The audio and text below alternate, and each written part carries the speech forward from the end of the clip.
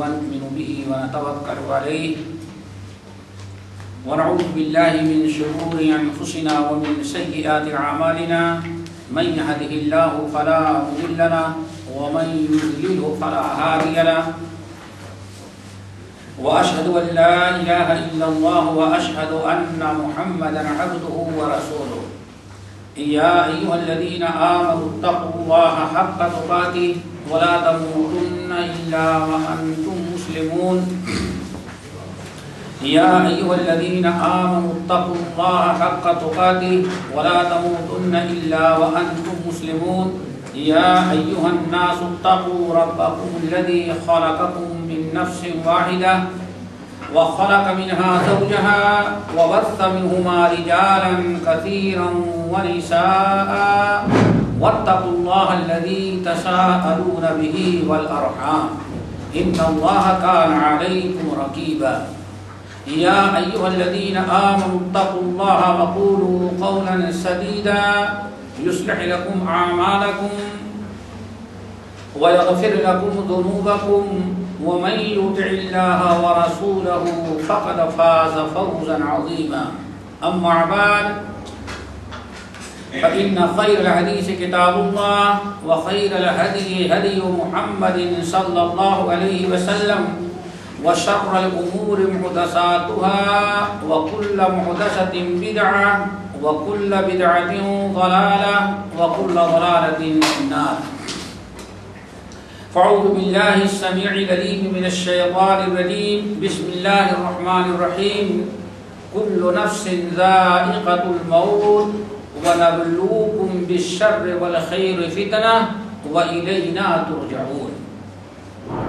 یہ سورۃ الانبیاء کی آیت نمبر 35 سے جو میں نے پڑھی ہے کہ کل نفس ذائقۃ الموت ونبلوکم بالشر والخیر فتنہ وإلینا ترجعون، جس میں اللہ رب العالمین نے اپنا ایک اصول اور اپنا ایک ضابطہ بیان کیا ہے کہ ہم ہر انسان کو آزماتے ہیں اور آزمائش بھی ہماری خیر اور شر کے ذریعے ہوتی ہے۔ آج بہت ہی ضرورت ہے کہ اس فتنے کے دور میں آزمائش، ابتلاء اور فتنے کو سمجھا جائے۔ اللہ تعالیٰ کی آزمائش جو ہوتی ہے وہ کھرے کھوٹے کی ہوتی ہے۔ الف لام میم احسب الناس ان یترکوا ان یقولوا آمنا وهم لا یفتنون، لوگ اپنے آپ کو کلمہ پڑھ کر کے مسلمان ظاہر کر دیا تو کیا انہوں نے یہ سمجھ رکھا ہے کہ بس کلمہ پڑھ کر کے مسلمان ہونے کا اعلان کر دیا ہم ایسے چھوڑ دیں گے؟ وهم لا یفتنون، ابھی ہم ان کو آزمائیں گے نہیں، ابھی تو ان کو ہم دیکھیں گے کہ ان میں فلا یعلمن اللہ الذین صدقوا ولا یعلمن الکاذبین، ہم ضرور بھی ضرور کلمہ پڑھنے والوں کو آزمائیں گے، ان کا امتحان لیں گے۔ فَلَا يَعْلَمَنَّ اللَّهُ الَّذِينَ صَدَقُوا وَلَا يَعْلَمَنَّ الْكَاذِبِينَ، تاکہ اللہ تعالیٰ اچھی طرح سے دیکھ لے اس میں کون سچے ہیں اور کون اس میں جھوٹے ہیں۔ تو خیر و شر کے ذریعے ہر اعتبار سے مختلف انداز سے اللہ تعالیٰ آزماتے ہیں، صرف یہ پتہ لینا، یہ ظاہر کرنے کے لیے کون سچا ہے کون لیمیز اللہ الخبیث من الطیب،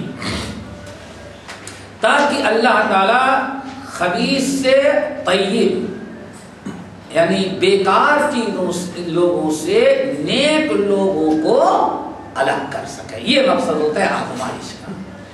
اللہ تعالیٰ آزماتے ہیں اور یہ اللہ تعالیٰ کا اصول ہے۔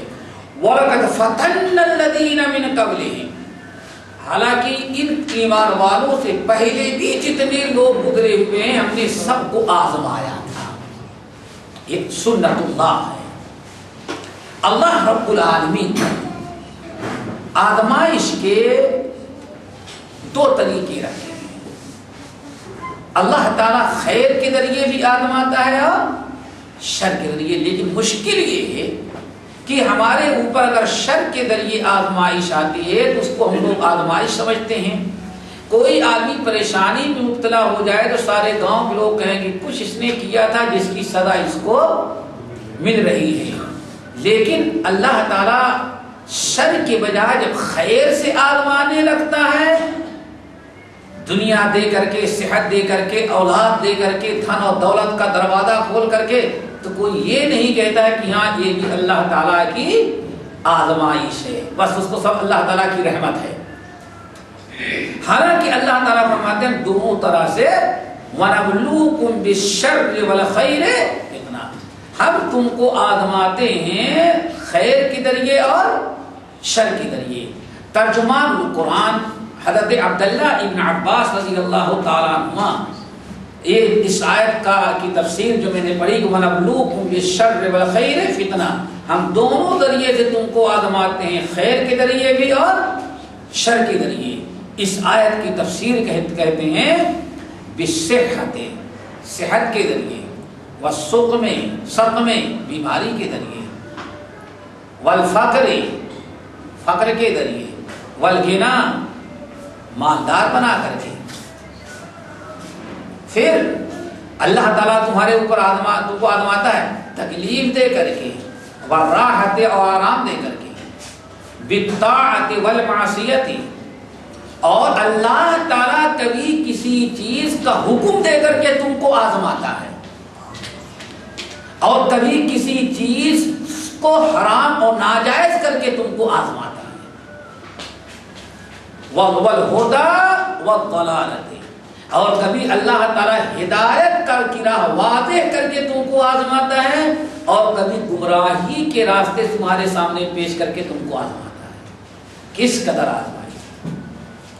کبھی کسی چیز کا حکم دے کر کے اللہ تعالیٰ آزماتا ہے، اور اگر آپ قرآن پاک کے اندر غور کریں گے تو یہ ساری چیزیں مثالیں آپ کے سامنے آ جائیں گی۔ اللہ تعالیٰ صحت کے ذریعے آزماتا ہے، اور کس کے ذریعے آزماتا ہے؟ بیماری کے ذریعے۔ عبداللہ بن عباس رضی اللہ تعالیٰ عنہ جو ترجمان القرآن ہیں، انہوں نے وَنَبْلُوكُمْ بِالشَّرِّ وَالْخَيْرِ فِتْنَةً وَإِلَيْنَا تُرْجَعُونَ، یہ آیت کی تفسیر کر کے کہ اللہ تعالیٰ تم کو آزماتے ہیں شدت، سختی کے ذریعے، تندرستی کے ذریعے، خوشحالی کے ذریعے، صحت کے ذریعے، بیماری کے ذریعے، فقر کے ذریعے، اور مال کے ذریعے۔ اللہ تعالیٰ تمہیں آزماتا ہے حرام کے ذریعے، کسی چیز کو حلال کر کے اللہ تعالیٰ آزماتا ہے، کسی چیز کا حکم دے کر کے آزماتا ہے، کسی چیز کو تمہارے اوپر حرام کر کے آزماتا ہے۔ یہ ہر قسم کی آزمائش۔ چلے ہم مثال کے طور پر دیکھتے ہیں صحت کے ذریعے آزمائش۔ کس کے ذریعے؟ صحت کے ذریعے۔ اللہ رب العالمین نے قرآن پاک میں سورۃ الانبیاء اور سورہ صاد، سورۃ الانبیاء اور سورہ صاد میں بڑے بہترین انداز سے اپنے نبی حضرت ایوب علیہ السلام کا تذکرہ کیا۔ فرمایا وَاذْكُرْ عَبْدَنَا أَيُّوبَ إِذْ نَادَى رَبَّهُ أَنِّي مَسَّنِيَ الشَّيْطَانُ بِنُصْبٍ وَعَذَابٍ ارْكُضْ بِرِجْلِكَ هَذَا مُغْتَسَلٌ بَارِدٌ وَشَرَابٌ وَوَهَبْنَا لَهُ أَهْلَهُ وَمِثْلَهُمْ مَعَهُمْ رَحْمَةً مِنَّا وَذِكْرَىٰ لِأُولِي الْأَلْبَابِ وَخُذْ بِيَدِكَ ضِغْثًا فَاضْرِب بِهِ وَلَا تَحْنَثْ إِنَّا وَجَدْنَاهُ صَابِرًا نِعْمَ الْعَبْدُ إِنَّهُ أَوَّابٌ۔ یہ سورہ صاد کی آیات ہیں، میں نے پڑھی۔ یوسف ایوب علیہ السلام کو اللہ نے دونوں ذریعے سے آزمایا، اور اللہ فرماتے ہیں اِنَّا وَجَدْنَاهُ صَابِرًا، ہم کو صبر کرنے والے۔ پہلے تو اللہ رب العالمین نے اپنے نبی ایوب علیہ السلام کو صحت، تندرستی، مال، دولت، مویشی، غلام دے کر کے خوب ساری چیزوں سے مالا مال کر کے رکھا۔ پھر اللہ رب العالمین کے آزمائش کا دوسرا دور، آزمائش کا دور شروع ہوا۔ آزمائش کا سب سے پہلے اللہ نے ان کو آزمایا بیماری کے ذریعے۔ وَاذْكُرْ عَبْدَنَا أَيُّوبَ، ذرا ہمارے بندے، ہمارے نبی ایوب کو تو یاد کرو، ان کے قصے کو، ان کی داستان کو۔ کیا ہے؟ اِذْ نَادَى رَبَّهُ أَنِّي مَسَّنِيَ الشَّيْطَانُ بِنُصْبٍ وَعَذَابٍ، جبکہ ہمارے بندے ایوب نے ہم کو پکارا، اے میرے رب انی مسنی الشیطان بنصب وعذاب، اے ہمارے رب ہم کو شیطان نے عذاب اور تکلیف میں مبتلا کر دیا، بیماری مبتلا کر دی، بیماری کی صحت اللہ نے چھین لیا اور ایوب علیہ السلام کو بیمار کر دیا۔ اس قدر ان کو بیمار اللہ تعالیٰ نے کر دیا، اتنی خطرناک بیماری کہ کچھ دن کے بعد سارے رشتہ دار الگ ہو گئے، سارا مال ختم ہو گیا، غلام بیچ کر کے مویشی بیچ کر کے علاج کرتے رہے، لیکن اللہ نے صحت نہیں دی، بیمار چلے۔ اس قدر بیمار ہو گئے وہ، اتنا طول یہ بیماری ان کی ہو گئی کہ گاؤں کے لوگوں نے تنگ آ کر کے ان کی بیماری سے گھن کھا کر کے ان کی بیوی سے کہا بھائی ایسا کرو، یہ بیماری اگر یہیں پڑے رہیں گے گاؤں تو اور لوگوں کو بیماری لگے گی، اس لیے بہتر ہے ان کو تم لے کر کے جاؤ، الگ تھلگ گھر کے باہر گاؤں کے باہر ان کو رکھ دیا۔ نبی علیہ السلام نے ارشاد فرمایا فَتَرَكَهُ الْقَرِيبُ وَالْبَعِيدُ، سوائے ایک بیوی کے جتنے قریب اور بعید کے دور کے رشتے دار تھے سبوں نے ان سے کنارہ کشی کیا۔ یہ سب آزمائش تھی، یہاں تک کہ نبی علیہ السلام ارشاد فرماتے 18 سال گزر گئے، کتنے؟ بیماری کے جو نبی علیہ السلام نے ارشاد فرمایا حدیث کے اندر، صحیح حدیث میں جو آیا 18 سال تک اللہ تعالیٰ نے اپنے نبی ایوب علیہ السلام کو آزمایا اور خطرناک بیماری دے کر کے سارا مال، سارے مویشی، سارے غلام علاج معالجے میں ختم ہو گئے، اور سوائے بیوی کے کوئی ان کا ساتھ نہ دیا۔ یہ ہے میرے بھائی آزمائش، شر کے ذریعے اللہ تعالیٰ فرماتے میں آزماتا ہوں اور خیر کے ذریعے بھی آزماتا ہوں۔ آزمائش نبی علیہ السلام نے ارشاد فرماتے ہیں 2 بھائی تھے دور کے، کہیں رشتے دار کے، رشتے کے بھائی تھے، وہ دور رہتے تھے، ہفتے میں ایک مرتبہ دونوں آتے تھے اور دور کھڑے ہو کر کے حضرت ایوب علیہ السلام کی خیریت پوچھ کر کے واپس چلے جاتے تھے، لیکن کوئی قریب نہیں جاتا تھا، ہاتھ نہیں لگاتا۔ نبی علیہ السلام نے ارشاد فرماتے ہیں ایک مرتبہ وہ دونوں بھائی آئے اور دور کھڑے ہو کر کے بات کر رہے تھے، شاید ہیں تو اللہ کے نبی لیکن شاید انہوں نے کوئی بہت بڑا گناہ کیا ہے جس کی سزا اللہ دے رہے ہیں اور ابھی سزا مکمل، سارے بیمار اچھے ہو گئے، یہ نہیں بیمار اچھے ہو رہے ہیں، اس کا مطلب انہوں نے کوئی بہت خطرناک گناہ کیا ہے اور جس کی سزا اللہ ان کو دے رہا ہے، اسی وجہ سے ابھی تک انہیں شفا نہیں ملی۔ آپس میں بات کر رہے تھے، حضرت ایوب علیہ السلام سے اس میں سے ایک بھائی نے بتایا کہ صاحب یہ آپ کے بارے میں ایسی بات کر رہے ہیں۔ اب حضرت ایوب علیہ السلام کو بہت دکھ پہنچا، آپ رو پڑے اور اللہ تعالیٰ سے دعا مانگی، اذ نادى ربه انی مسنی الشیطان بنصب وعذاب، اے اللہ اب تو شیطان بھی ورگلانے کے لیے، ہم کو پریشان کرنے کے لیے ایسی ایسی باتیں ان سے کہلوا رہا ہے، اور تو جانتا ہے کہ میں نے تیری کوئی نافرمانی نہیں، اللہ تعالیٰ مجھے بڑی تکلیف ان کی باتوں سے ہوئی۔ اسی اسنا میں کہا جاتا ہے کہ صرف ایک مرتبہ یہ آزمائش اگر آپ سمجھیں گے تو آپ کی زندگی بڑی خوشگوار گزرے گی اور آپ اپنے آپ کو سنبھال لیں گے، امتحان میں کامیاب رہیں گے۔ بعض روایتوں میں آیا ایک مرتبہ ان کی بیوی نے کہا آپ اللہ کے نبی ہیں، پیغمبر ہیں، آپ تو اللہ تعالیٰ سے دعا مانگیں گے تو اللہ تعالیٰ آپ کی دعا کو قبول کر کے ساری بیماری دور کر دے گا، کتنے دن تک پڑی رہیں گے آپ؟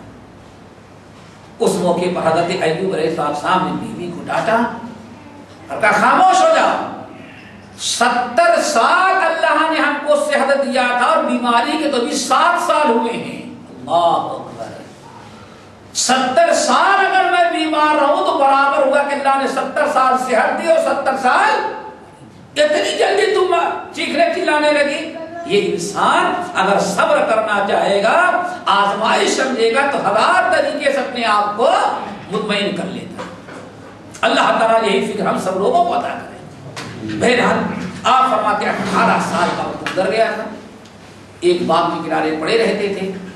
ایک دن اللہ جس کا تذکرہ، جس کو یاد کرنے کا اور جس کو سن کر کے عبرت حاصل کرنے کا ہمیں حکم دے رہا ہے کہ ارکض برجلک ھذا مغتسل بارد وشراب، یاد کرو ہمارے نبی ایوب کا واقعہ، جب میں نے ان کو کہا کہ اپنے اینڑی کو، اپنے پیر کو زمین پر مارو۔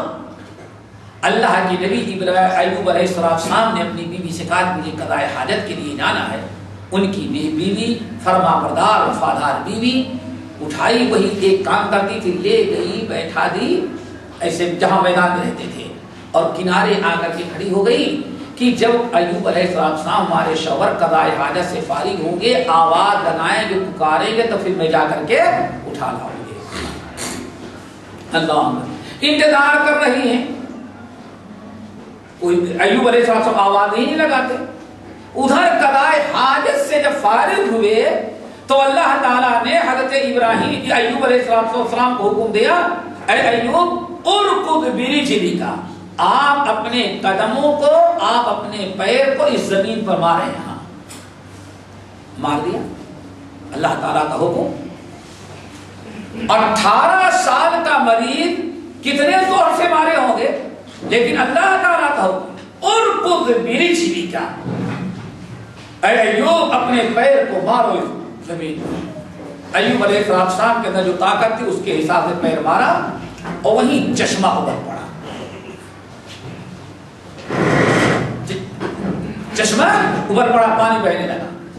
فوری طور پر اللہ نے فرمایا ھذا مغتسل وبارد وشراب، آپ اس سے نہا لیں اور اس کو آپ پی لیں۔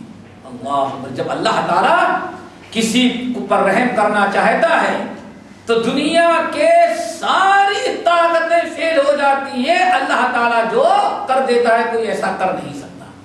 18 سال کا مریض، سارے طبیب، سارے ڈاکٹر عاجز آ چکے ہیں، لیکن اللہ نے فرمایا ھذا مغتسل، آپ اپنے پیر کو مارے زمین پر، کھینچ کر کے مارا، پانی ابل پڑا۔ اللہ نے فرمایا اے ایوب ھذا مغتسل، اس سے نہا لو، غسل کر لو۔ ایک ٹھنڈا پانی ہے بہترین میٹھا، وہ شراب، اور اس کو پی لو۔ اللہ کی نبی ایوب علیہ السلام نے نہا لیا اور پانی پی لیا۔ نہا لینے کے بعد ظاہری جتنے اور بیماری کی وجہ سے جلد میں اور بالوں میں اور بدن میں جتنی بیماریاں تھیں، نہا لینے کے بعد سب صاف ہو گیا، ایک نشان باقی نہ رہ گیا۔ وہ شراب اور پی بھی لیں، اور پی لینے کے بعد ساری بیماری دور۔ اتنے میں اللہ تعالیٰ نے جنت سے ایک لباس جوڑا بھی بھیج دیا۔ اللہ تعالیٰ نے جنت سے لباس دے دیا، اور ایک جوڑا کپڑا پہن کر کے نہا دھل کر کے صحت یاب ہو کر کے باہر نکلے، اور جب اپنی بیوی کے قریب جانے لگے تو ان کی بیوی پردہ کر کے دوسری طرف کہتے جا عبداللہ، وہ سمجھتی نہیں کہ ہاں ایوب علیہ السلام نہیں ہے، کہتے یا عبداللہ، عبداللہ کیا ہوا؟ ھذا نبی اللہ ایوب، روتی ہیں، اللہ کے بندے کہاں سے تو آ رہا ہے؟ ہم نے اپنے شوہر اللہ کے نبی ایوب کو وہاں قضاء حاجت کے لیے بیٹھایا، اور میں انتظار کر رہی ہوں، شاید بھیڑیے آئے ان کو کھینچ لے گئے۔ اللہ اکبر۔ حضرت ایوب علیہ السلام کی بیوی کو یقین ہو گیا کہ ایوب کو بھی ہمارے شوہر کو، نبی اللہ کو بھیڑیا لے گئے، کیوں؟ اتنی دیر تک کوئی آواز نہیں اور یہ شخص آ رہا ہے۔ ایوب علیہ السلام کہتے ہیں انا ایوب، میں ہی ایوب ہوں، اللہ نے مجھے شفا عطا کیا، صحت مند تندرستی کے ساتھ۔ چلے، اللہ تعالیٰ نے حکم دیا بادل کو، دنیا کے سارے بادل عذاب برساتے ہیں یا بارش کی کا پانی برساتے ہیں، لیکن اللہ تعالیٰ نے بادل کو حکم دیا کہ یہ میاں بیوی ہمارے نبی ایوب اور ان کی وفادار اور فرما بردار یہ بیوی جو دونوں واپس جا رہے ہیں، ان کے گھر میں جتنا سامان، ان کے اناج کا، غلے کا، جتنی تجوریاں درہم و دینار کا، جتنا برتن یہ اناج غلے اور خزانہ رکھنے کے ہیں، ان کے پہنچنے کے پہلے پہلے سب کو جا کر کے بھر دو۔ نہ کوئی تجوری اور الماری کھدانے سے خالی رہے اور نہ کوئی اناج اور گلے والا برتن کھانے پینے کے سامان سب بھر دو۔ میاں بیوی گھر پہنچے، الحمدللہ سب کچھ تیار، یہاں تک کہ اللہ نے ارشاد میں وَوَهَبْنَا لَهُ أَهْلَهُ وَمِثْلَهُمْ مَعَهُمْ، اور ہم نے دینا شروع کیا تو جتنی اولاد مری تھی وہ ہم نے اتنی اولاد پھر دے دیا، اور اتنا ہی ہم نے اور بعد میں دے دیا، جتنا اللہ نے بیماری میں لیا تھا اس کا ڈبل ٹبل اپنے نبی اللہ ایوب علیہ السلام کو عطا کر دیا۔ گھر پہنچے الحمدللہ، کیا پوچھنا، ساری بیماری دور، کھانے پینے کے انتظام، سارا خزانہ، سارے مویشی، سارا ڈال مل گیا واپس۔ اللہ تعالیٰ جب آزما لیتے ہیں وَإِذِ ابْتَلَىٰ إِبْرَاهِيمَ رَبُّهُ بِكَلِمَاتٍ فَأَتَمَّهُنَّ قَالَ إِنِّي جَاعِلُكَ لِلنَّاسِ اماما، ہم نے اپنے نبی ابراہیم کو بہت ساری باتوں میں آزمایا، جب وہ کامل اترے تو میں نے کہا انی جاعلک للناس اماما، اے ابراہیم ہم دنیا کا پیشوا آپ کو بناتے ہیں۔ اللہ تعالیٰ بہت زیادہ نوازتا ہے اگر انسان اللہ تعالیٰ کی آزمائش میں صراط مستقیم پر ڈٹا رہے۔ بہرحال اللہ تعالیٰ ارشاد فرماتے ہیں ہم نے ایوب کو سب کچھ دے دیا۔ بیماری کی حالت میں ایک مرتبہ کسی وجہ سے مختلف وجوہات نقل کی گئی ہیں، ایوب علیہ السلام بیماری کی وجہ سے مزاج میں شدت، چڑچڑاپن تھا، پتہ نہیں بیوی بیچاری جو اتنی وفادار، اتنی فرما بردار تھی، اس سے کیا غلطی ہوئی، ان کو غصہ آیا، کہا کہ اللہ کی قسم شفا پانے دو ہم کو، میں شفا پاؤں گا تو 100 لاٹھی تجھ کو ماروں گا۔ غصے میں انہوں نے قسم کھا لی، بس صحت یاب ہونے کے ذریعے جس دن میں شفا پایا 100 لاٹھی تجھے ماروں گا۔ اب بہرحال شفا پا گئے، لیکن اب 100 لاٹھی عورت بیچاری کیا برداشت کرتی۔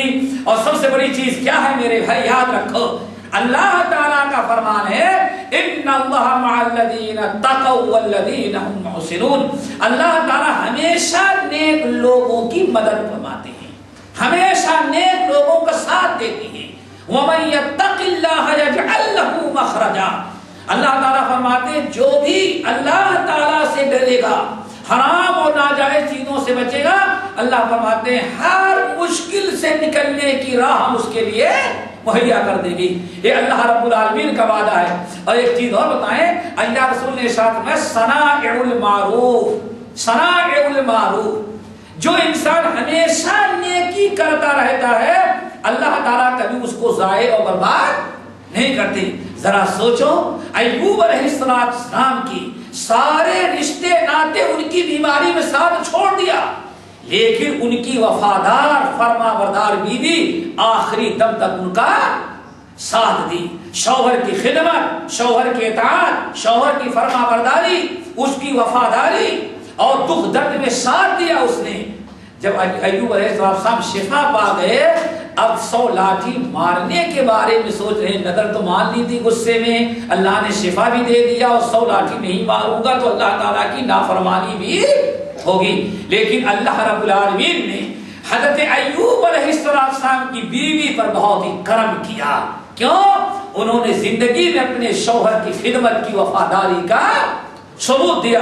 ہر دکھ درد اور تکلیف میں، ایسی بیماری جہاں دنیا نے ساتھ چھوڑ دیا تھا لیکن بیوی نے ساتھ نہیں چھوڑا، ایسے موقع پر اللہ رب العالمین نے حضرت ایوب علیہ السلام کی بیوی پر بڑا کرم کیا اور اپنے نبی حضرت ایوب کو حکم دیا کہ بھائی آپ ایسا کریں، خود بیدک وخذ بیدک نغسن، یہ وہ واقعات ہیں جو اس کو اللہ نے فرمایا کہ اے نبی اور اے اس امت کے لوگوں ذرا سنو اور عبرت نصیحت حاصل کرو اس سے کہ ایک فرما بردار بیوی اپنے شوہر کے اطاعت گزار اور اپنے شوہر کی دکھ درد میں ساتھ دینے والی عورت کو اللہ تعالیٰ کس طرح بلاؤ سے بچا لیتا ہے۔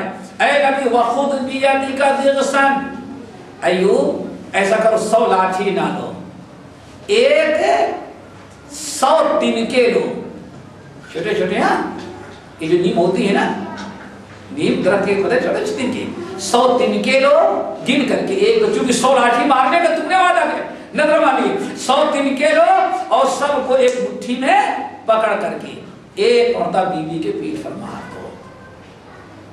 اور تنکے کتنے لگتے وَخُذْ بِيَدِكَ ضِغْثًا فَاضْرِبْ بِهَا وَلَا تَحْنَثْ فَاضْرِبْ بِهِ وَلَا تَحْنَثْ. آپ یہ سیاہ تنکوں کا 100 تنکوں کی مٹھی لیں اور اس عورت کو اس سے مار دیں تاکہ آپ کی قسم پوری ہو جائے اور آپ کی بیوی کو تکلیف نہ پہنچے. شوہر کی وفادار فرما بردار اطاعت گزار اور دکھ درد میں ساتھ دینے والی عورت کو کبھی اللہ تعالیٰ ضائع نہیں کرتا. اسی لیے شاید میں نے کبھی بتایا تھا حضرت نبی علیہ السلام نے حضرت حفصہ رضی اللہ تعالیٰ عنہ کو جب طلاق دے دیا تو جبرائیل امین کو اللہ تعالیٰ نے خصوصی طور پر بھیجا اور فرمایا کہ جا کر کے ہمارے نبی کو سلام کہیں اور ہمارے نبی کو حکم دیں کہ حفصہ کو واپس لے لیں. کیوں؟ فَإِنَّهَا قَوَّامَةٌ صَوَّامَةٌ. چونکہ حفصہ نہایت درجے کی تہجد گزار اور صوامۃ بے انتہا نفلی روزہ رکھنے والی ہیں. تو دیندار عورت کی بڑی قدر و قیمت اللہ تعالیٰ کے یہاں ہے. اور حضرت ایوب علیہ السلام کی بیوی کی قصہ ہمارے اور آپ کے سامنے ہے. اللہ تعالیٰ نے ارشاد نعم العبد انا وجدناہ صابرا. ہم نے اپنے بندے ایوب کے ان کو بڑا صبر کرنے والا پایا. یہ صبر کرنا انہو اواب نعم العبد انہو اواب. اور ہمارے بندے ایوب کتنے اچھے تھے, ہمیشہ دکھ درد میں ہمارے ہی طرف انہوں نے رجوع کیا. اللہ تعالیٰ ہمیں بھی ان واقعات سے عبرت و نصیحت حاصل کرنے کی توفیق نصیب فرمائے.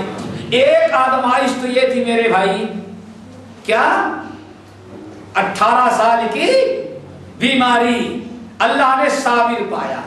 صحیح بخاری کی روایت. اب آزمائش کا دوسرا دور. کبھی اللہ تعالیٰ تنگی میں آزماتا, تنگی کے ذریعے کبھی مال دے کر کے. پھر ابھی آپ نے سنا کہ جتنا مال ان کا خرچ ہوا تھا اللہ نے اس کا دگنا تگنا دے دیا.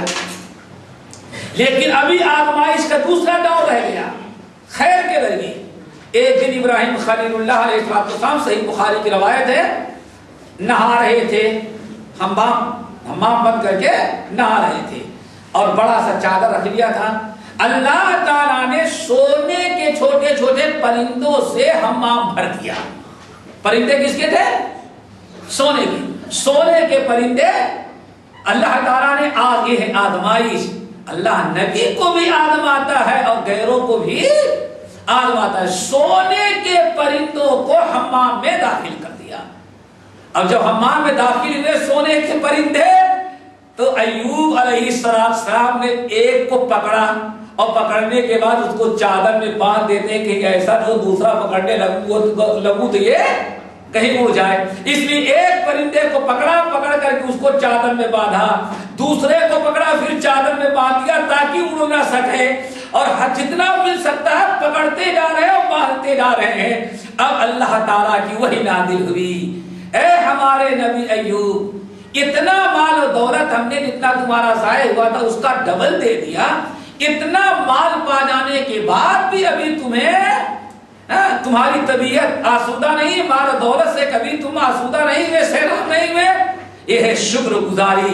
حضرت ایوب علیہ السلام نے کہا الہ العالمین, دولت سے تو پہلے بھی آسودہ تھا لیکن تیری رحمتوں سے کبھی آسودہ نہیں ہو سکتا. یہ جو تیری رحمت حمام میں ہمارے پاس چل کے آ رہی ہے, سب کو سونا بازار سے خریدنا پڑتا ہے کمپنی سے, اور ہمارے پاس تو اتنی تیری مہربانی اور ایسی رحمت کہ پرندے سونے کے اڑ کر کے ہمارے پاس آ رہے ہیں. تو اللہ تعالیٰ دولت سے تو آسودہ ہوں لیکن تیری رحمت سے کبھی آسودہ نہیں ہوتا. انسان اللہ تعالیٰ کے ہاں صبر بھی بہترین چیز ہے.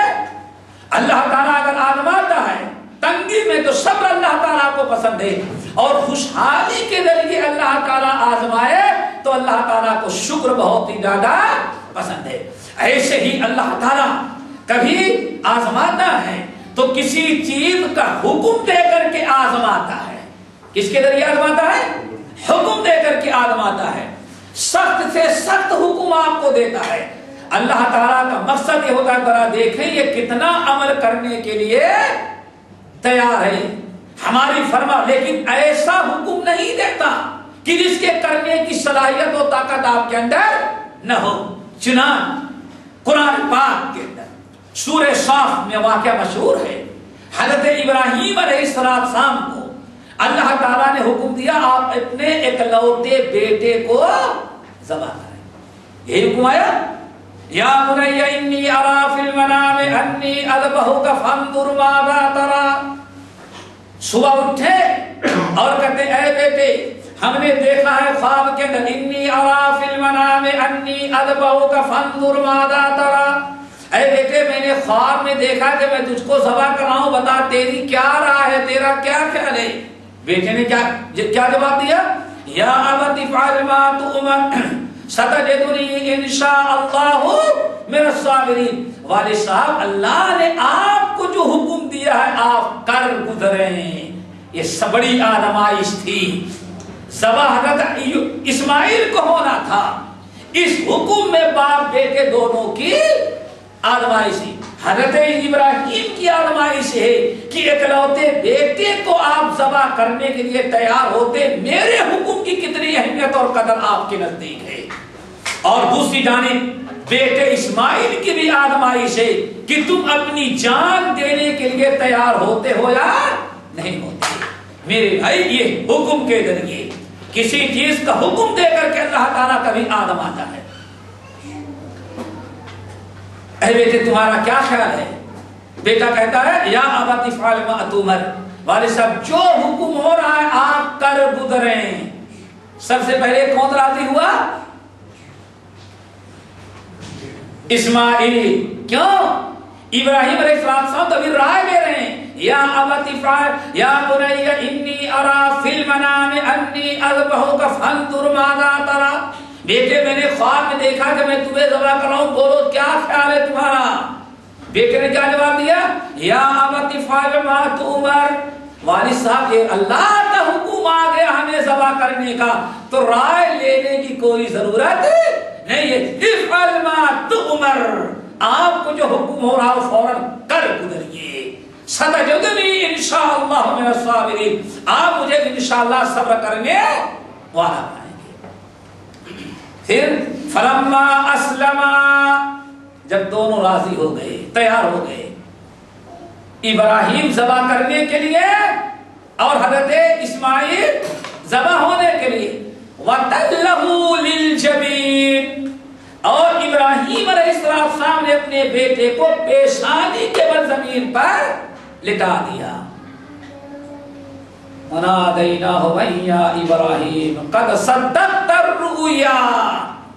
جب اللہ نے دیکھا کہ ہاں ہم نے حکم بہت مشکل دیا اکلوتے بیٹے کو ذبح کرنے کا حکم دیا لیکن باپ بیٹے دونوں ہمارے حکم پر عمل کرنے کے لیے تیار ہو گئے. اللہ نے آواز لگائی قد صدقت الرؤیا. آپ نے اپنا خواب سچ دکھایا. کامیاب ہو گئے باپ بیٹے. یہ دمبا ہے اس کو ذبح کریں.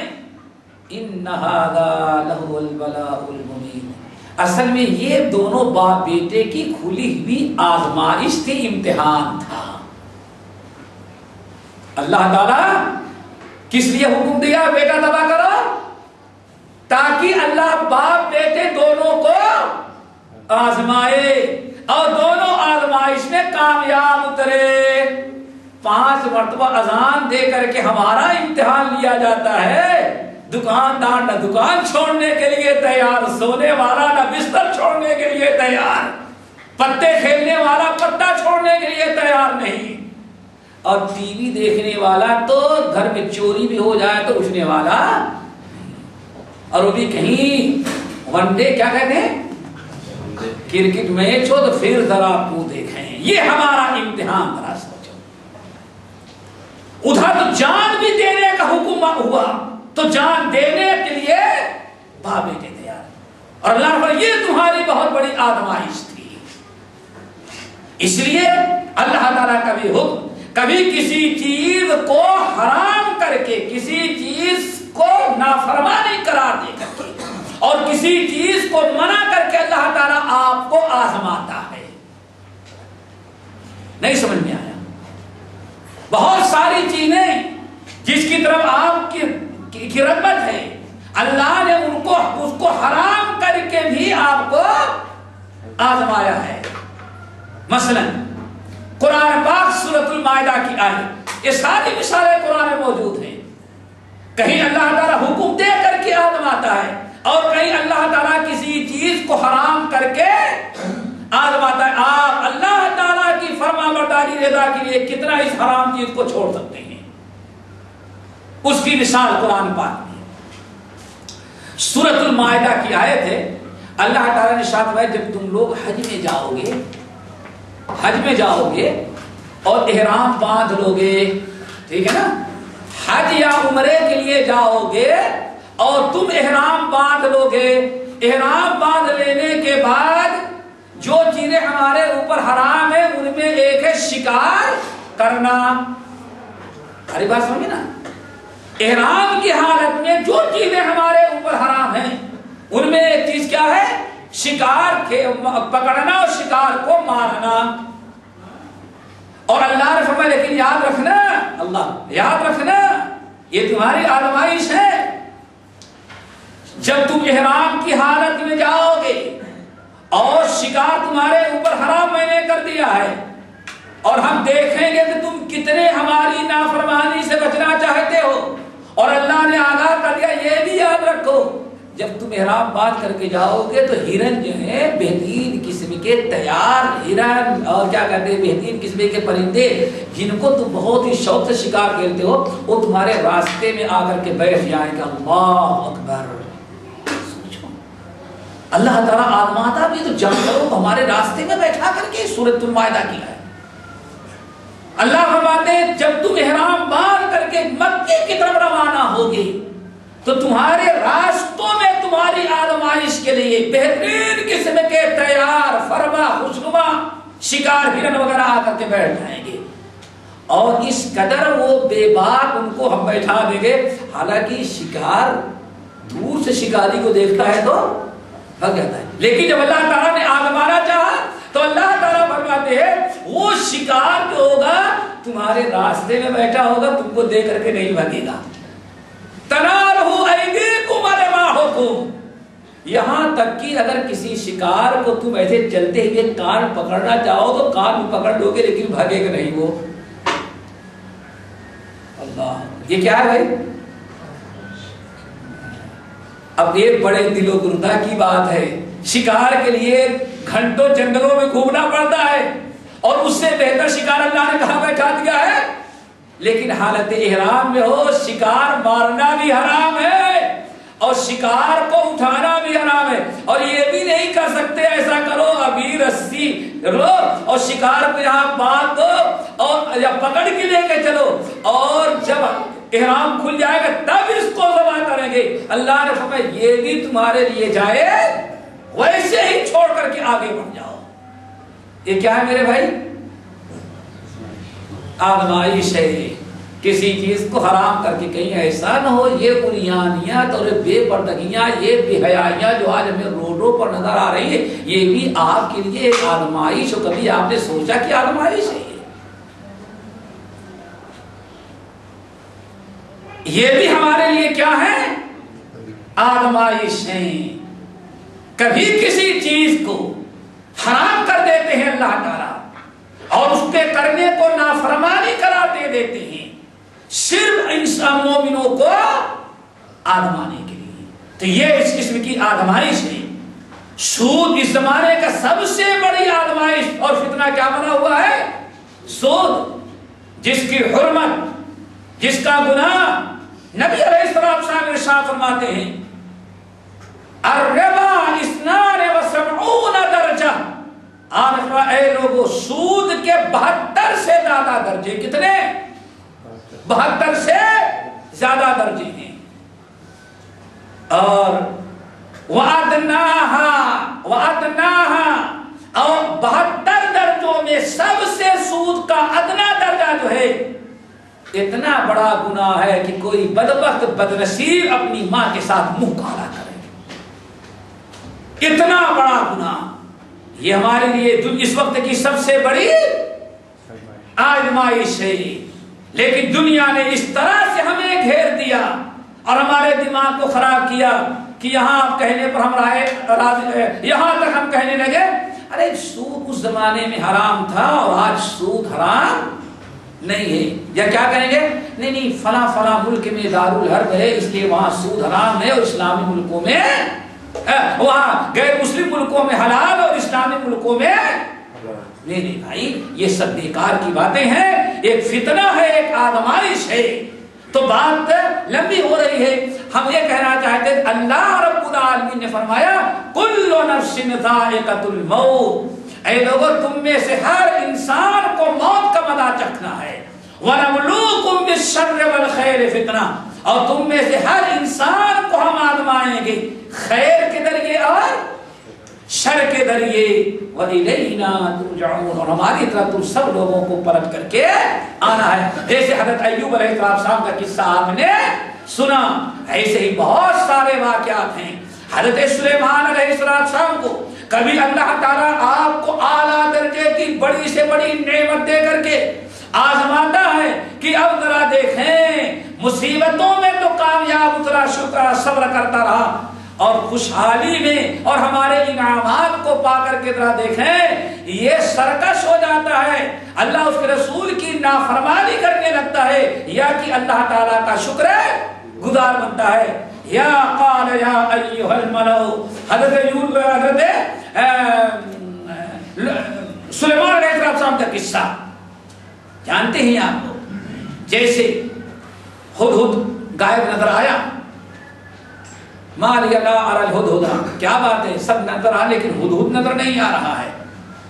اگر وہ غائب ہے ہمارے پاس حاضر ہوا، یا تو اپنے غیر حاضری کا کوئی معقول عذر پیش کرے، اگر کوئی معقول عذر نہیں پیش کرے گا تو لَأُعَذِّبَنَّهُ عَذَابًا شَدِيدًا، دردناک اچھی پٹائی کا سزا دیں گے کہ آئندہ کبھی غائب ہونے کی ہمت نہ کرے، اور اگر ہم نے سزا نہ دی او لَأَذْبَحَنَّهُ، تو سب سے اچھا علاج ہے کہ اس کو ذبح کر کے ختم ہی کرنا۔ اللہ دیکھو اتنے غصے میں فَمَكَثَ غَيْرَ بَعِيدٍ، تھوڑی ہی دیر ابھی ٹھہرے تھے اتنے میں ہدہد آ کر کے بیٹھ گئے۔ آزمائش ہوتی ہے۔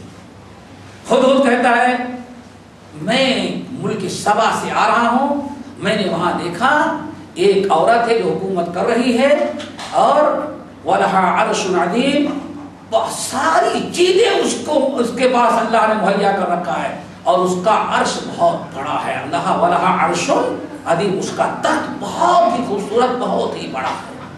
آ کر کے خبر دے دیا، اور ساتھ یہ بھی کہا وَجَدتُّهَا وَقَوْمَهَا، میں نے اس عورت اور اس کی قوم اور ملک کے لوگوں کو دیکھا وہ سورج کا سجدہ کرتے ہیں۔ سلیمان علیہ السلام نے کہا ٹھیک ہے میں بھی پتہ لگاتا ہوں کہ تم سچے ہو یا جھوٹے۔ ایک چٹھی لکھی اور لکھنے کے بعد ہدہد کو دیا، کہا یہ چٹھی لے کر کے جاؤ، دیکھو کیا جواب دیتے ہیں، یہ اس پرندے کا امتحان تھا۔ چٹھی کیا تھی؟ انہ من سلیمان، یہ سلیمان کی طرف سے ہے، بسم اللہ الرحمن الرحیم لکھا، اور یہ سلیمان کی طرف سے اللہ تعالی علیہ واتونی مسلمین، سیدھے تم فرما بردار ہو کر کے ہمارے پاس پہنچ جاؤ۔ ملکہ سبا کو یہ لیٹر بھیج دیا، اور کہا کہ اب دیکھیں جواب کیا ملتا ہے۔ اس نے مشورہ کیا تو نتیجہ یہ نکلا، فوجیوں نے کہا ہم لڑیں گے، لیکن اور نے کہا نہیں، وہ کوئی بڑا زبردست بادشاہ ہے جس نے اس قسم کا لیٹر لکھا ہے، تمہارے اندر طاقت نہیں ہوگی۔ ان الملوک اذا دخلوا قرية افسدوها وجعلوا عزة اهلها اذلة، یہ عام طور پر بادشاہوں کا دستور ہوتا ہے کہ جب وہ کسی ملک میں حملہ کر کے قبضہ کرتے ہیں تو باعزت لوگوں کو ذلیل کرتے ہیں اور پورے ملک کو جلا کر کے فساد پھیلا کر کے خاک کر دیتے ہیں۔ میں ایک ہدیہ بھیج رہی ہوں، دیکھتا ہوں اگر وہ دنیا دار ہوگا تو ہدیہ پا جانے کے بعد خاموش ہوگا، اور اگر وہ دیندار ہوگا، مخلص ہوگا تو ہدیہ پر کبھی راضی نہیں ہوگا۔ ہدیہ بھیجی سلیمان علیہ السلام نے، ہدیے کو لے جاؤ ہدیہ، ہدیہ دے کر کے مجھے خریدنا چاہتے ہو؟ ہم ایسی فوج لے کر کے تمہارے اوپر چڑھائی کریں گے کہ تمہارے اندر مقابلے کی طاقت نہیں۔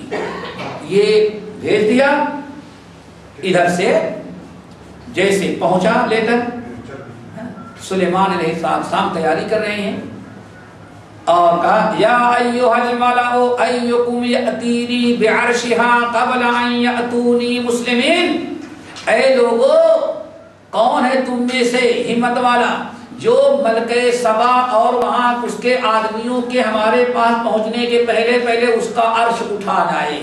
قال عفریت من الجن انا آتیک بہ قبل ان تقوم من مقامک، وہاں جن بھی تھا ایک بڑا زبردست موکل پہنچا ہوا جن، اس نے کہا انا آتیک بہ قبل ان تقوم من مقامک، آپ اپنے اس آفس کے ختم کرنے کا ٹائم جو ہے اس سے پہلے پہلے آپ کے پاس ہم لا کر کے پیش کر دیتے ہیں۔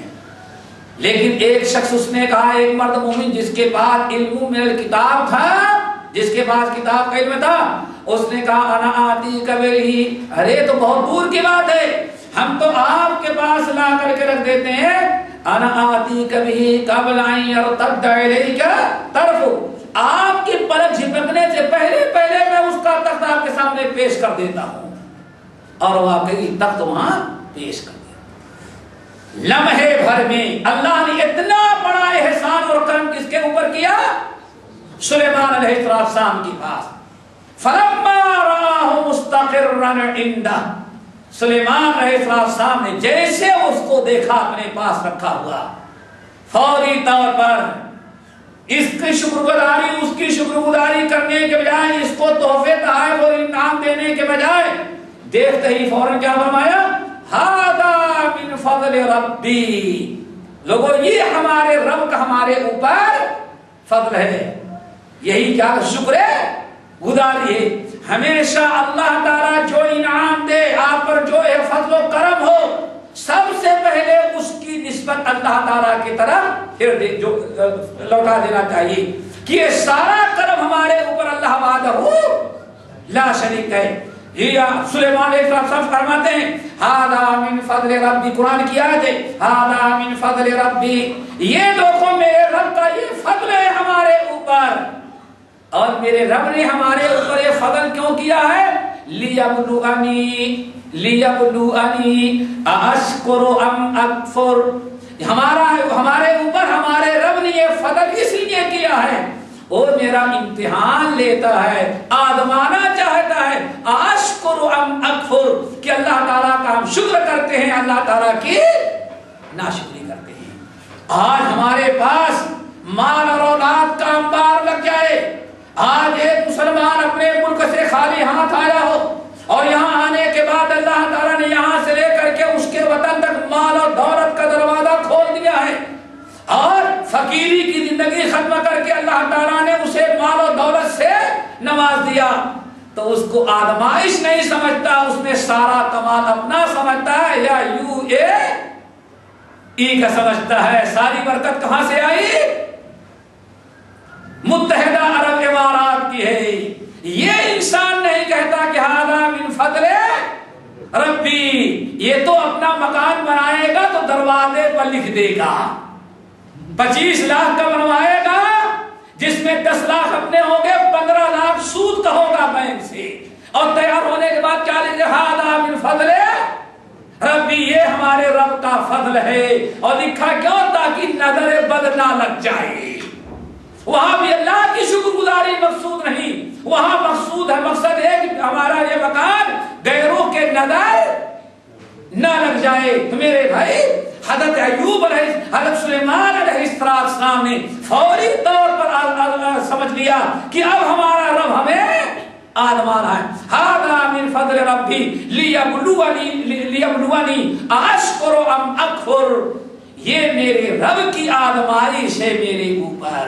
ہمارا رب ہمیں دیکھنا چاہتا ہے، ہمارا امتحان لینا چاہتا ہے کہ ہم اللہ تعالیٰ کی حمد کرتے ہیں، اللہ تعالیٰ کا شکر ادا کرتے ہیں، یہ اللہ تعالیٰ کی ناشکری کرتے ہیں. اور ساتھ یہ بھی اللہ کے نبی حضرت سلیمان علیہ السلام کہتے ہیں وَمَنْ شَكَرَ فَإِنَّمَا يَشْكُرُ لِنَفْسِهِ، اور جو اللہ کی شکر گزاری کرے گا تو ہمارے بندے کی شکر گزاری سے اللہ کا کچھ فائدہ نہیں ہوتا. فَمَنْ شَكَرَ فَإِنَّمَا يَشْكُرُ لِنَفْسِهِ، جو اللہ کی شکر گزاری کرے گا اس کی شکر گزاری کا فائدہ بھی آدمی ہی کو ملے گا، اللہ تعالیٰ کو کچھ نہیں ملتا. وَمَنْ كَفَرَ، اور جو ناشکری کرے گا اللہ تعالیٰ کا کچھ نہیں بگڑتا.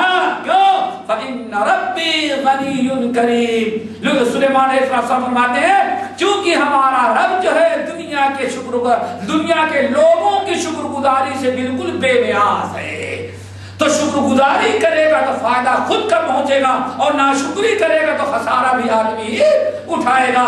شکر گزاری اور ناشکری سے اللہ تعالیٰ کا کچھ بندہ بگڑتا نہیں. کیا بنے گا بگڑے گا بھائی.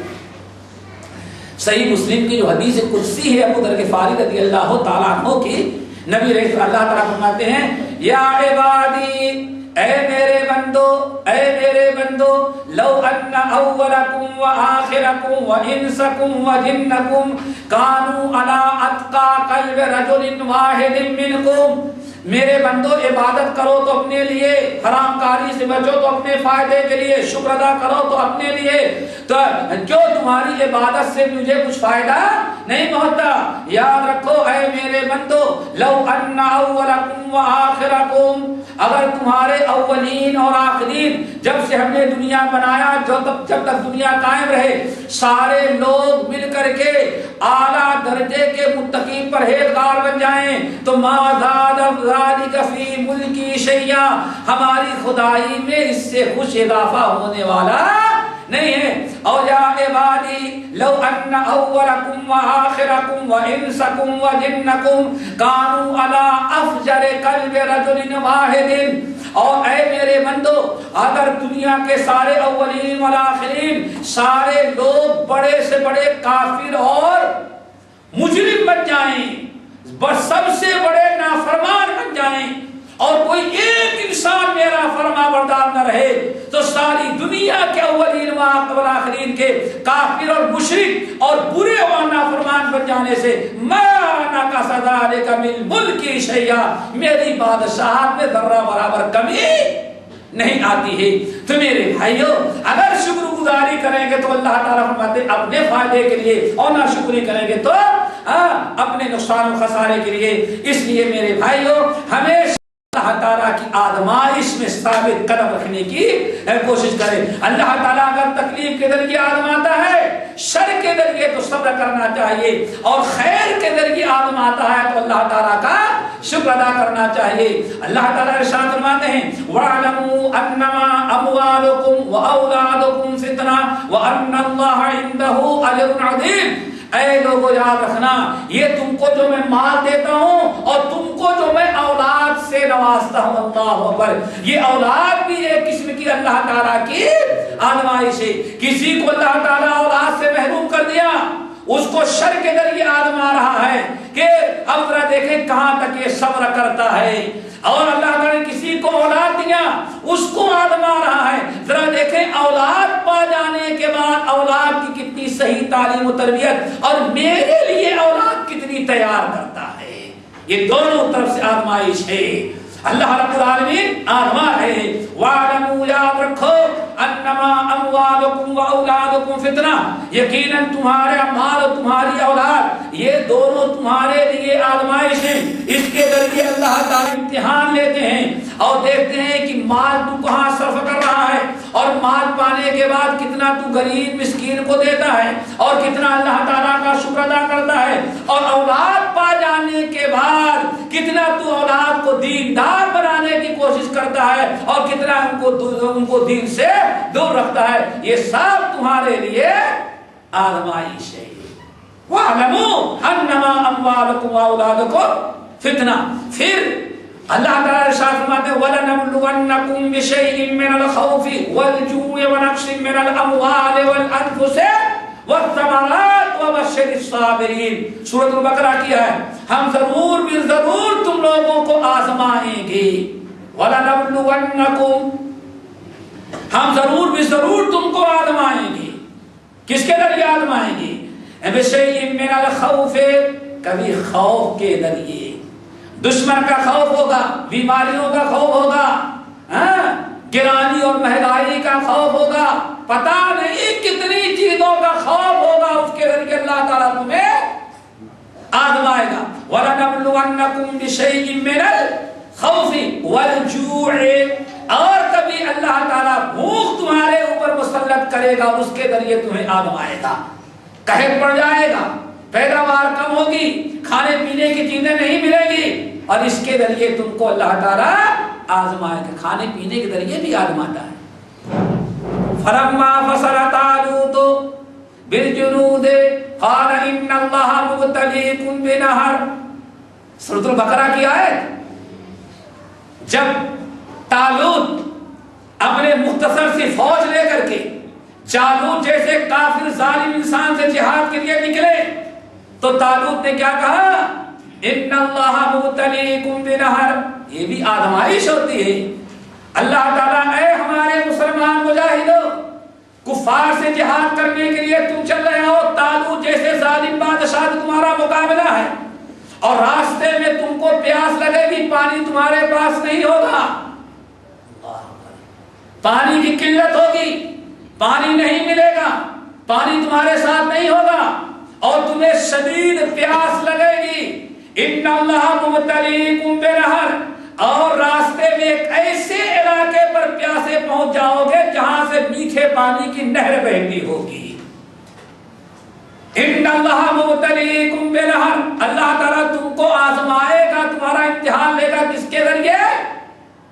بہتے ہوئے میٹھے پانی کے نہر کے ذریعے. اللہ اکبر، یہ بھی آزمائش، ہم اس کو آزمائش سمجھنے کے لیے تیار نہیں. آج ہمارے پاس کتنی چیزیں پینے کی آزاد ہیں، حلال بھی ہیں اور حرام بھی ہیں. یہ جو حرام چیزیں ہیں یہ بھی ہمارے لیے آزمائش ہے. جو چیزیں انسان چھپ کر کے پینے میں شرماتا ہے، آج فیشن کے طور پر بڑی بڑی پارٹیوں کے اندر ٹیبل پر بیٹھ کے پی رہا ہے، یہ بھی آزمائش ہے. ان اللہ مبتلیکم بنہر.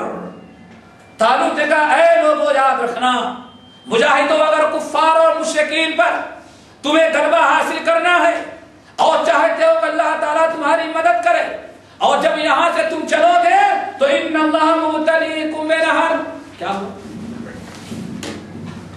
اللہ تعالیٰ تمہارا امتحان لے گا.